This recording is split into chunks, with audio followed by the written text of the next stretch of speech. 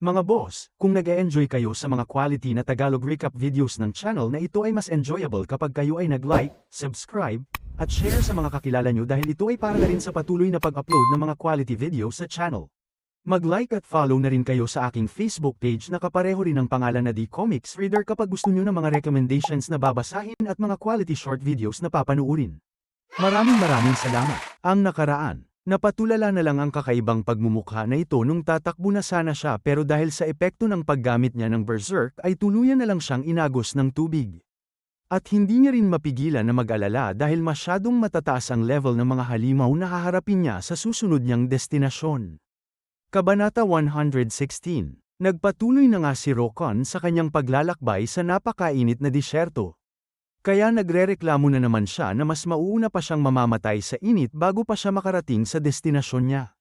Dahil kahit na nakuha niya na ang Hero's Token ay may kailangan muna siyang puntahan na lugar bago niya ito magamit. Nagpapasalamat si Rokon na naaalala niya pa rin ang mga memorya niya sa nakaraan na buhay niya dahil kung hindi ay magsasayang lang siya ng oras na hanapin ang dungeon na hinahanap niya. At may napansin na nga siyang kakaibang bagay. Isang simpleng bato na nakalagay lang sa gitna ng patag na lugar. Nilinis niya ang alikabok na nasa bato na para bang ginto ang kinakapa niya pero may kakaibang butas pala na nakaukit sa batong yun. Kaya pinasok niya na nga ang Hero's Token sa butas at biglang nagliwanag ng malakas ang bato. Yumanig din ang buong paligid at may dambuhalang espinghe na gawa sa buhangin ang nagpakita kay Rokon. Pero kakaiba ang pagmumukha nito na napapalibutan pa ng mga kinang-kinang na nakakagulat daw na ang gigising sa kanya ay isa lamang na mababang tao na tulad ni Rokon. Ipinagbigay alam niya na nga na kailangan na makapasa ang mababang nilalang sa kanyang pagsusulit para patunayan na karapat-dapat siya. Pero bago pa sinimulan ng espinghe ang pagsusulit niya ay sinagot na agad ni Rokon na ang mga tao ang sagot. Nayayamot pa ang kanyang mukha na para bang may maling ginawa ang espinghe sa kanya. Kaya iniba na agad ng dambuhalang buhangin ang pag-uusap nila dahil alam niyang hindi niya na kailangan na tanungin si Rokon at may pinakita siyang kulay pulang hiyas na pwedeng makuha ni Rokon sa tuwing may mapapaslang siya na halimaw sa lugar na gusto niyang puntahan. Dagdag pa niya na pwede itong gamitin ni Rokon para pagalingin niya ang kanyang sarili pero may epekto rin ang hiyas na lasunin siya. Karaniwang tinatawag ito ng mga tao na bloodstone. At bilang pagsusulit ni Rokon ay kailangan niya itong sirain, mayabang pa ang espinghe na sinabing halos imposible na kayang sirain ito ng tao na katulad ni Rokon pero napatulala na lang ang espinghe sa narinig niyang tunog ng pagkabitak ng hiyas. Sapagkat walang kahirap-hirap na ginamit ni Rokon ang kanyang kamay para durugin ang pinagmamayabang na ginawang hiyas ng espinghe. Napatulala lang ulit siya at naging awkward na tuloy ang pag-uusap nila. Kaya para hindi mapahiya ay pinuri niya na lang si Rokon na isang malakas na nilalang. Isinigaw na nga ng espinghe ang pagbukas ng pasukan at nagpakita na ang pababang hagdanan na papunta sa sikretong dungeon na tinatawag na Pyramid of Legends. Binalaan niya si Rokon na kahit na malakas ang manlalaro ay mabangis pa rin ang mga halimaw na makakaharap niya sa loob ng dungeon. At meron pa raw muntik na makalimutan ng espinghe, kinuha niya ang nagliliwanag na Hero's Token sa ulo niya, at binalik ito kay Rokon. Nagtaka na lang si Rokon dahil hindi naman ito nangyari sa nakaraang buhay niya kaya inisip niya na lang na may mga pagbabago kumpara sa nakaraang buhay niya kapag masyadong abnormal ang ginagawa niya. Bumaba na nga si Rokon sa hagdan at ang sumalubong sa kanya ay ang nagliliwanag na krus ng bansang Egypt na tinatawag na Ankh. Tinawag ng krus si Rokon na mandirigma at ipinagbigay alam nito na kailangan niyang talunin ang masamang kadiliman na bumalot sa dating nagliliwanag na pyramid. Sa sobrang pagkaliwanag ng krus ay kinailangan ni Rokon na ipikit ang mga mata niya at pagkadilat niya ng kanyang mata ay napunta na siya sa ibang lugar. Ang mistulang pinakamasaganang syudad na nasa kalagitnaan ng disyerto ay ang totoong anyo pala ng sekretong dungeon na tinatawag na Pyramid of Legends. Ito ang imperyo ng Karyas na pinamumunuan ni Scorpion King na pagkatapos niya gumawa at mamuno ng sarili niyang mundo ay nilamon agad siya ng hindi malaman na pinagmulan ng kasamaan kaya tuluyan din na nasira ang kanyang imperyo at naging banta pa siya sa kapalaran ng mundong panlabas. At ang naging unang biktima niya ay ang kinalaban ni Rokon na Fallen Fire Spirit na nasa balon ng nayo ng disyerto. Kaya hindi mapigilan na isipin ni Rokon na ang mga bastardong Fallen Followers ang rason ng pagkabagsak ni Scorpion King. Isa na naman ito sa mga kailangan na alamin ni Rokon dahil hindi niya nakumpleto ang race quest ng sangkatauhan sa nakaraang buhay niya. Napatigil na lang siya sa kanyang paglalakad nung may nakita siyang nakahandusay sa gilid ng daan na isang babae na nababalutan ng bendahe at parang hindi pa siya kumain o uminom ng ilang araw. Napatanong na lang kung zombie ba ang babae pero bigla na lang na bumangon na naaasar ang babae na sinigawan si Rokan. Pagkatapos mabigyan ng tubig at pagkain ay natutuwa na ulit ang babae pero si Rokan naman na ang namumroblema dahil naubos na ang lahat ng mga pagkain niya. Kaya tuluyan ang nagalit si Rokan at nanghingi ng kapalit na gantimpala sa lahat ng binigay niya sa maliit na babae. Pero masayang pinakilala ng babae ang sarili niya bilang isang high witch doctor na pinaglilingkuran ang kanilang kamahalan na si Scorpion King, isa rin siyang maharlika ng imperyo ng Corias na tinatawag na The Mummy, at ang kanyang pangalan ay Rolfi. Nagiba na lang ang pagmumukha ni Rokan dahil ang kaharap niyang babae ngayon ay isang halimaw, at sa sandaling binigkas ni Rokan ang salitang yun ay biglang nagliwanag ang mga mata ni Rolfi. Naging mabangis pa ang kanyang tingin na sinabing tama raw ang kausap niyang tao sa kanyang hula. Kabanata 117. Pero nagtaka na lang ang halimaw na babae dahil sa sinabi ni Rokan. Sapagkat binigkas na nga ng manlalaro ang skill niyang strike at nakahanda na siyang paslangin ang natatarantang si Rolfi. Nakagawa ng malaking pinsala sa paligid ang atake ni Rokan. Pero buti na lang ay makikitang buhay pa rin ang babae na napapaubo dahil sa makapal na alikabok na bumalot sa kanya at napatulala na lang siya sa nasasaksihan niya.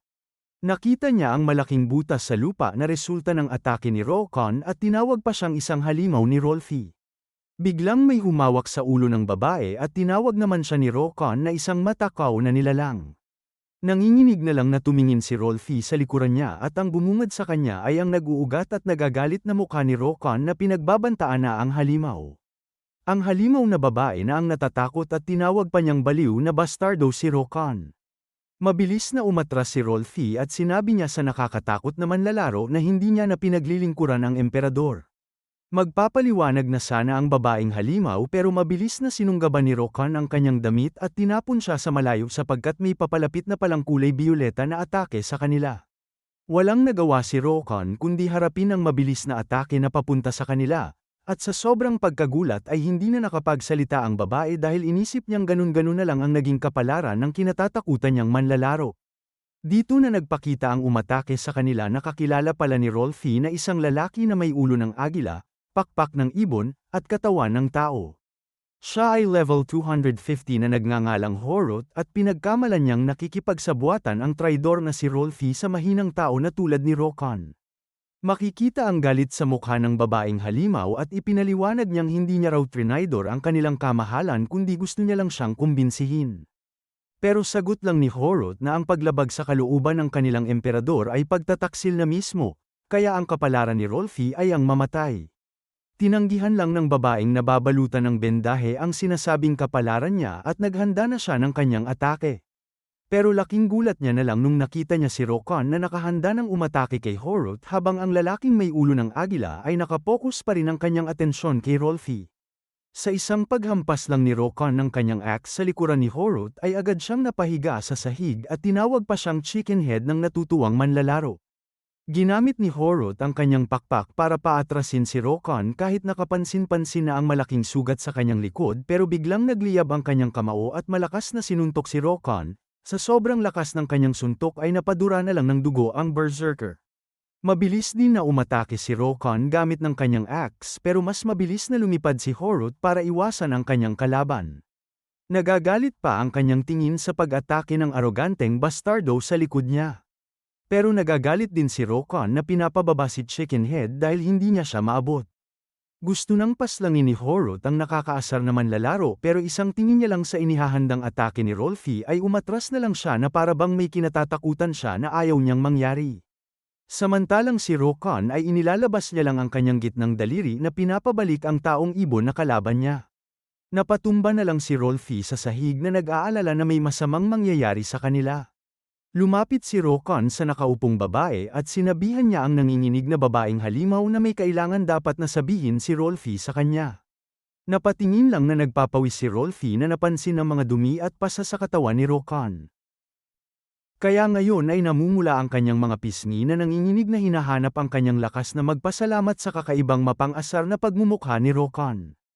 Imbes na magpasalamat ay tuluyan na lang na naasar si Rolfie at hinila ang mga pisngi ni Rokan na bilang matandang lalaki ay hindi niya na dapat ginagawang malaking bagay ang pagsabi ni Rolfie ng pasasalamat. Bilang tugon ay hinila naman ni Rokan ang dalawang tenga ng babae at sinisisi siya na sa simula pa lang ay siya ang dahilan kung bakit sila inatake ni Horut. Sa kabilang dako naman sa loob ng pyramid ay makikita na mag-isa lang ni Horut na bumalik. Nagulat na lang siya nung may nagsalitang babae sa gilid niya at tinanong ang taong ibon kung nakilahok ba siya sa matinding labanan base sa sugat niya. Ang babaeng nagtanong kay Horut ay isang level 251 pala na nagngangalang Menit.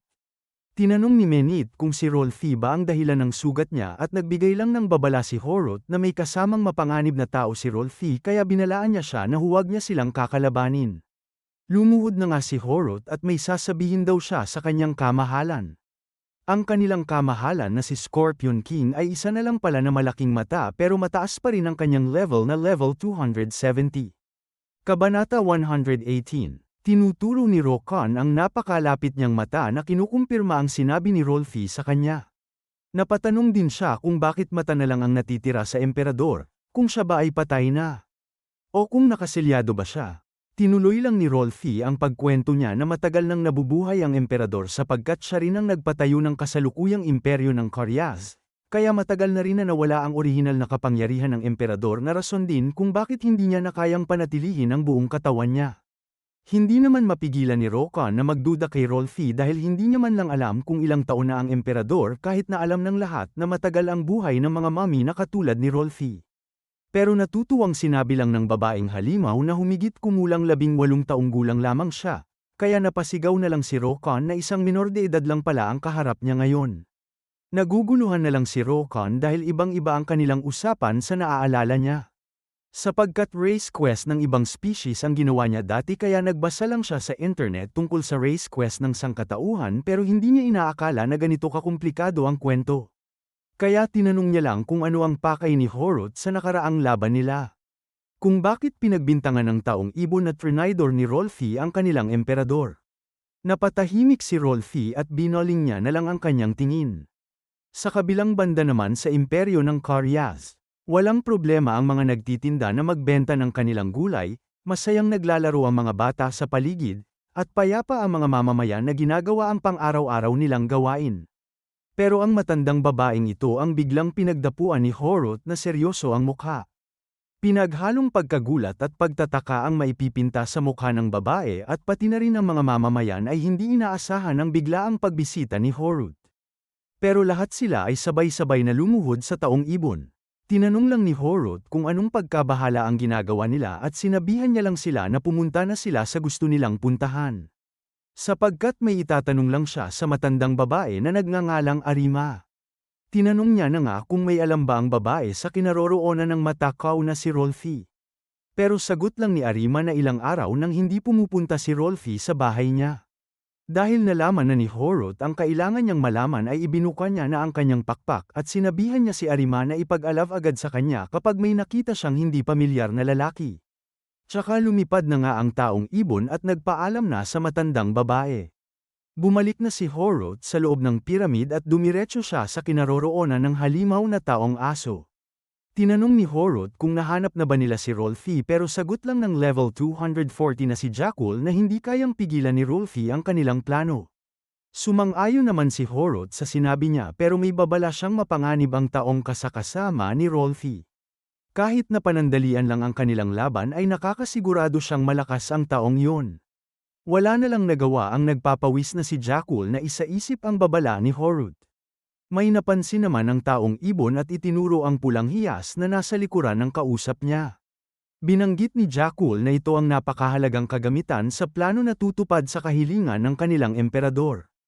Ang Bloodstone Condenser na tinawag pa ni Horut na napakagandang bagay daw. Sa kabilang banda naman sa usapan ng dalawang kakaibang nilalang ay tinatanong na rin ni Rokan kung saan nila gagamitin ang binanggit ni Rolfie na Bloodstone Condenser. Biglang naging malagim ang paligid ni Rolfie na sinabing plano ng emperador na gamitin yun para bawiin ang orihinal na kapangyarihan niya o sa ibang salita ay para mas palakasin ang humina niyang Bloodstone. Pero sabi lang ni Rokon na nahulaan niya na raw ang rason na yun kaya ang dapat na sabihin ni Rolfi ay kung saan kukuha ng Bloodstone ng Emperador dahil panigurado na hindi lang iisa o dadalawa ang kakailanganin niyang halimaw para sa mga Bloodstones na magbabalik muli ng orihinal na lakas niya. Dito na nga papasok ang problema, dahil ang mga Bloodstones ang lagayan ng buhay at enerhiya. Kaya hindi lang mga halimaw ang may Bloodstone. Ang bawat isa sa mga mamamayan na masipag na namumuhay, masayang naglalaro, at payapang ginagawa ang pang-araw-araw na gawain nila ay may Bloodstone silang lahat. Kaya para bumalik ang orihinal na kapangyarihan ng Emperador ay balak niyang isakripisyo ang lahat ng mga mamamayan niya. Nagulat na lang si Rokon at tinawag niyang baliw na bastardo ang Emperador dahil sa walang awa niyang plano. Nang biglang may nagtanong sa likuran niya kung sino ang tinatawag niyang baliw na bastardo at walang kaalam-alam na sumagot lang si Rokon sa boses na narinig niya. Hanggang sa dito na siya nagtaka kung sino yun. Nasa likod niya na pala si Menit na tinawag pa siyang darling pero nagpapawis na nagtataka na si Rokon kung sino ang babaeng ito.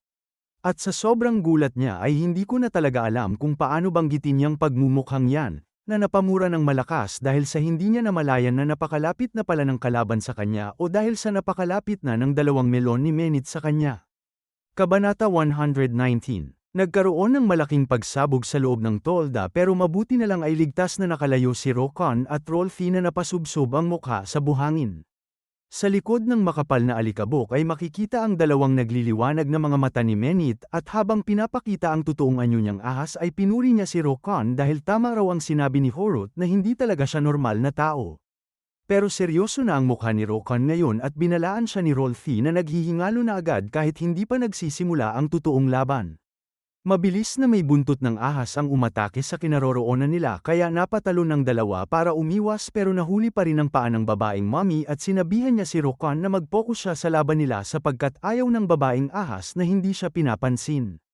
Pinisil niya pa ang pisngi ni Rolfi dahil nagkakalat daw siya ng impormasyon tungkol sa kanilang kamahalan at bilang kaparusahan sa kanyang pagtataksil ay dapat matagal na siyang pinaslang. Pero mabilis na inatake ni Rokon si Menit kaya nabitawan ang buntot ng babaeng ahas si Rolfi. Hindi pa yun ang huling atake niya kaya bumalik ulit siya para atakihin ang babaeng ahas pero napamura na lang si Rokon dahil masyadong matigas ang buntot ng kalaban niya.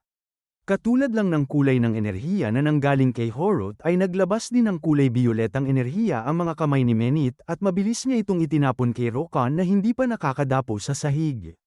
Madali lang na ginamit ni Rokon ang axe niya para hiwain ang atake na tatama na sa kanya. Pero nagulat na lang siya dahil bilang kasunod na atake ay ginamit ni Menit ang kanyang buntot para hampasin si Rokon. Pero biglang binigkas ni Rolfi ang salitang Gold Rush na matagumpay na dumapensa sa buntot ng babaeng ahas gamit ng napakaraming lumilipad na gintong insekto. Habang naglalaban ang dalawa ay naghanda na rin pala ng sariling atake niya si Rolfi. Kaya nagliliwanag ang mga mata ni Menit na nagagalit na minura ang tinawag niyang bata. Habang sumusugod ay pinagbabantaan pa niyang papaslangin niya siya.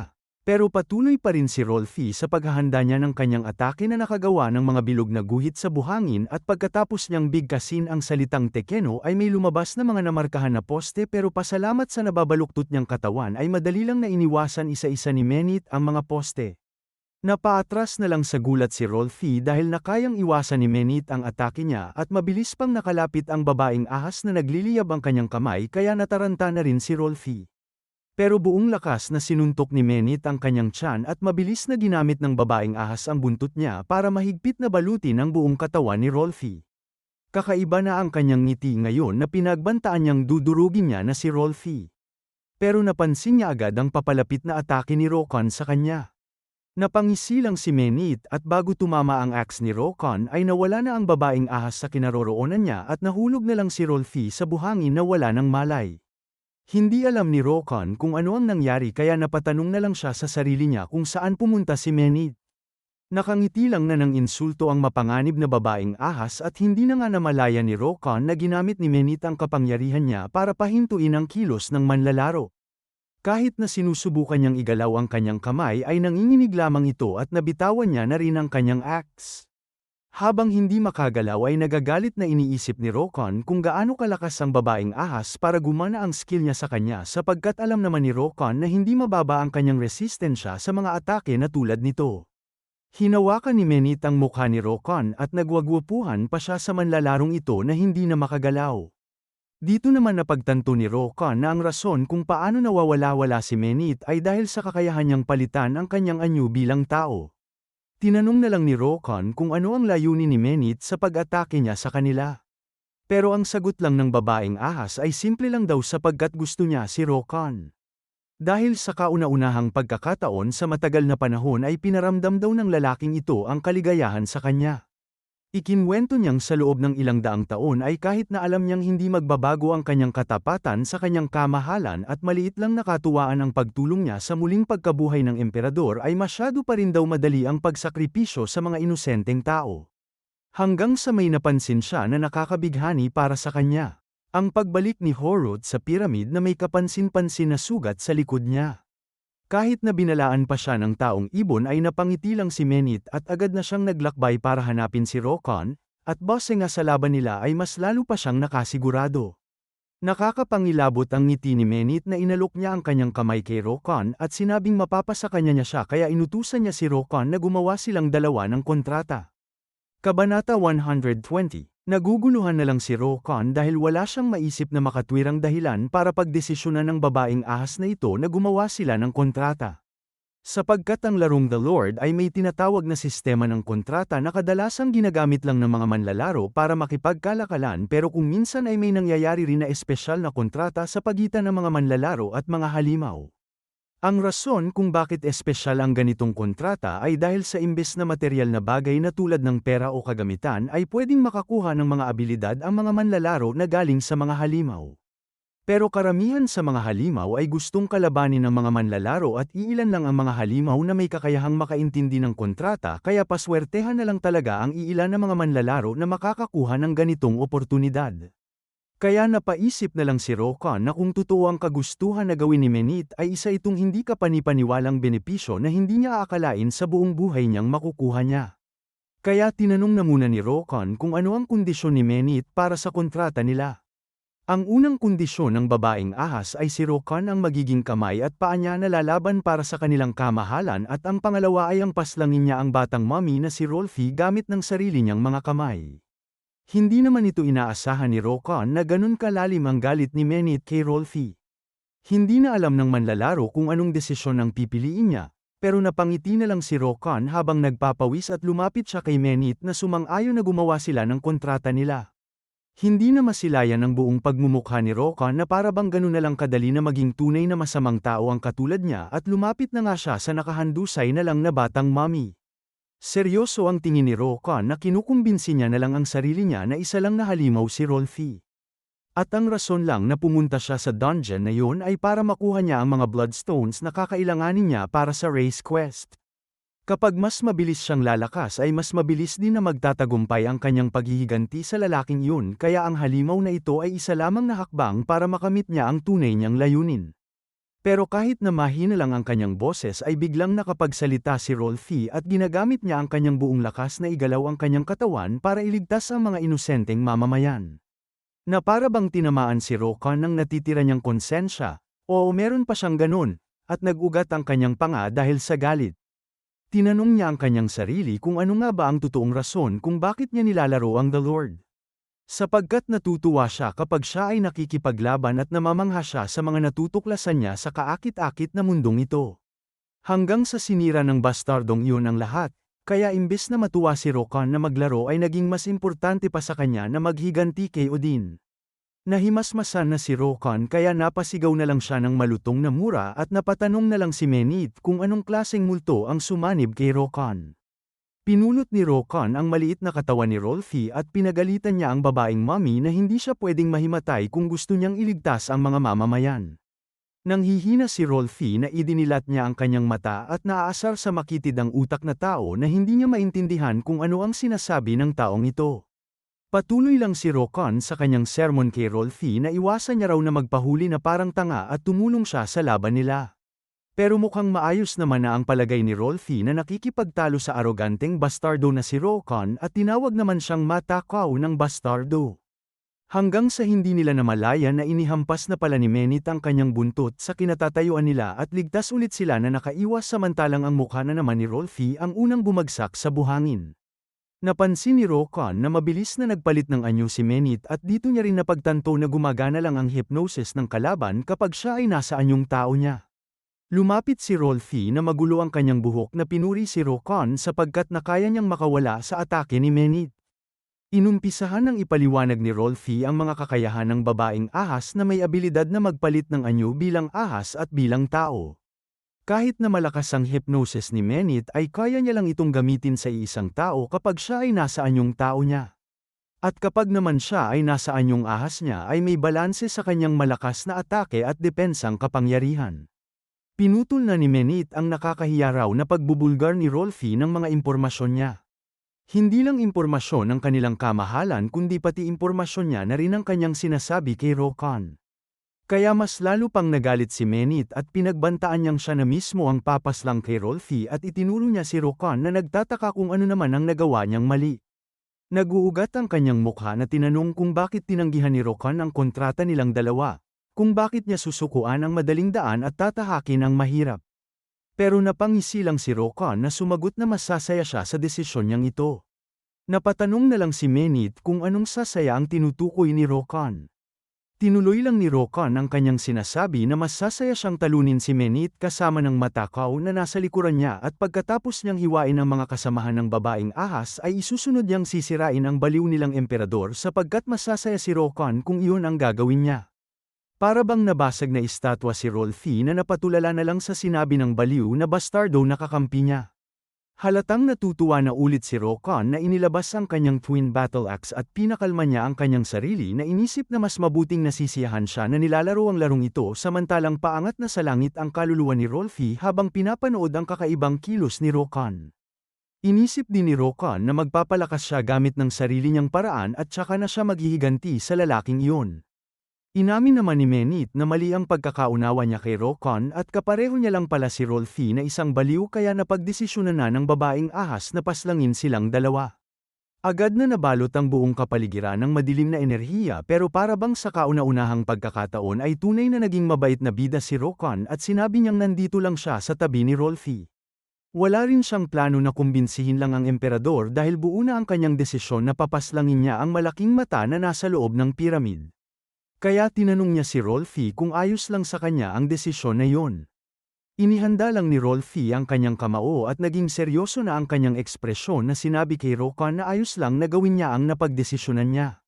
Kaya inihanda na ni Rokon ang kanyang sarili at inutusan niya na si Rolfie na pumunta na siya sa posisyon niya sapagkat uunahin nilang paslangin ang ahas na kaharap nila ngayon. Kabanata 121. Hindi na nag-atubili si Menit na mabilis na dumudulas sa buhangin para sugurin sila Rokon, ang kanyang mga mata ay nagliliwanag at mabangis niyang inilalabas ang kanyang dila. Natutuwa pa ang kanyang mukha na hindi na masilayan ng klaro sapagkat ginamit niya ang matalib na dulo ng kanyang buntot para atakihin si Rokon na nahihirapan na agad na depensahan ang kanyang sarili. Si Rokon naman na ang aatake ngayon pero madali lang na iniwasan ni Menit ang atake sa kanya at inasar niya pa si Rokon na masyadong mabagal. Itinutok niya na ang dulo ng kanyang buntot at walang nagawa si Rokon sa paggamit ng babaeng ahas sa kanyang buntot para balutin ang kanang braso ng manlalaro. Nagulat na lang si Rokon dahil ang sunod na ginawa ng natutuwang si Menit ay kinaramot ang pisngi niya kaya dugu-duguan na ngayon ang kaliwang pisngi ni Rokon na halatang nagagalit na. Sa sobrang galit niya ay wala nang pake si Rokon sa nababalot na kanang braso niya at ginamit niya ang kanyang kaliwang braso para atakihin ang buntot ng babaeng ahas. Napasigaw na lang ng mura si Menit at tinawag niya si Rokon na masyadong salbahe sa pamamaraan niyang umatake. Kaya pinalipad niya si Rokon gamit ng kanyang buntot pero hindi na malaya ni Menit na nakapaghanda na pala ng atake si Rolfie na malakas na tumama sa likod niya. Hindi naman mapigilan ni Rolfie na matuwa dahil tumama ang kanyang atake pero nagrereklamo na si Rokon na nahihirapan tumayo dahil imbes na tulungan ay ginagamit lang daw siya ni Rolfie bilang pain.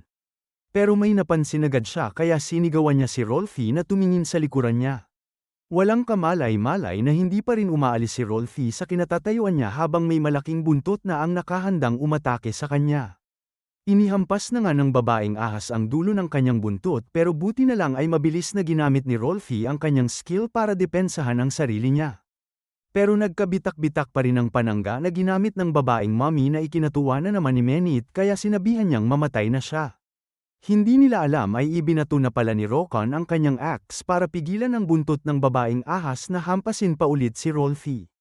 Inilabas na ni Rokon ang malaki niyang battle axe at sumugod na nga siya sa kanyang kalaban pero bago yun ay ginamit niya ang kanyang skill na bomb sa maliit niyang axe at ibinato lang ito sa buhangin na nakagawa ng malaking pagsabog na binabalutan pa ng pulang enerhiya. Sa sobrang kapal ng alikabok ay wala nang makita si Menit pero ginamit lang pala yun ni Rokon para madali siyang makapunta sa likuran ng babaeng ahas para hiwain siya. Pero nakangisi na binalaan ulit siya ni Menit na meron siyang matatalas na pandama kaya natutuwa pa ang babaeng ahas na ginamit ang matalib na dulo ng kanyang buntot para saksakin ang katawan ni Rokon na ikinagulat niya na lang nung nilagpasan lang ng buntot niya ang katawan ni Rokon. Panlilinlang lang pala yun ni Rokon na ginamit niya ang kanyang skill na rampage para makagawa ng marami niyang anyo at mabilis nilang pinalibutan ang napatulala na lang na babaeng ahas. At sa bawat anyo ni Rokon ay bawat hiwa naman kay Menit na wala nang nagawa kundi tanggapin na lang ang mga atake sa kanya. Patuloy nila siyang hinihiwa at sa sobrang sakit ay napatulo na lang ng luha si Menit. Ginamit niya ang kanyang buntot para makagawa ng malakas na atake sa paligid niya kaya sabay-sabay na lang na tumilapon at napaslang ang mga anyo ni Rokon.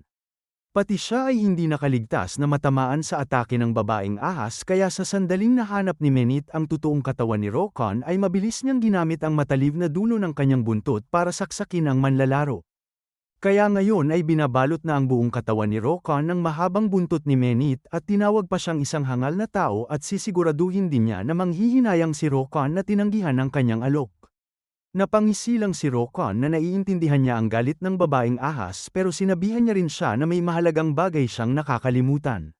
Nagtaka na lang ang sugatan na mukha ni Menit kung ano yun at biglang may nagliwanag sa ibaba nila.